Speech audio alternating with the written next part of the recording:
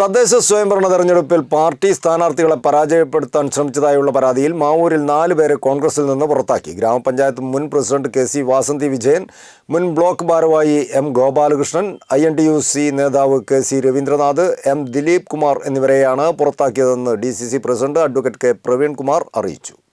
തദ്ദേശ സ്വയംഭരണ തെരഞ്ഞെടുപ്പിൽ പാർട്ടി സ്ഥാനാർത്ഥികളെ പരാജയപ്പെടുത്താൻ ശ്രമിച്ചതായുള്ള പരാതിയിലാണ് മാവൂരിൽ 4 പേരെ കോൺഗ്രസിൽ നിന്നും പുറത്താക്കിയത്.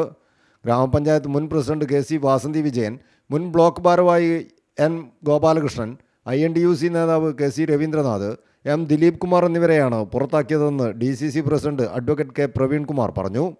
മാവൂർ ഗ്രാമപഞ്ചായത്തിലെ 10, 11, 13 വാർഡുകളിലെ UDF സ്ഥാനാർത്ഥികളെയും ബ്ലോക്ക് പഞ്ചായത്ത് മാവൂർ ഡിവിഷൻ സ്ഥാനാർത്ഥി വളപ്പിൽ റസാഖിനെയും പരാജയപ്പെടുത്താൻ പരസ്യമായി രംഗത്തിറങ്ങി എന്നതുൾപ്പെടെയുള്ള ആരോപണങ്ങളാണ് ഇവർക്കെതിരെ ഉണ്ടായിരുന്നത്.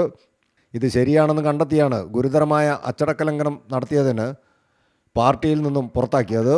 നടപടി നേരിട്ട കെ സി വാസന്തി വിജയൻ 20 വർഷക്കാലം ഗ്രാമപഞ്ചായത്ത് അംഗവും ഒരു തവണ ജനറൽ സീറ്റിൽ മാവൂർ ഗ്രാമപഞ്ചായത്ത് പ്രസിഡന്റ് പദവിയിലിരിക്കുകയും ചെയ്തയാളാണ്.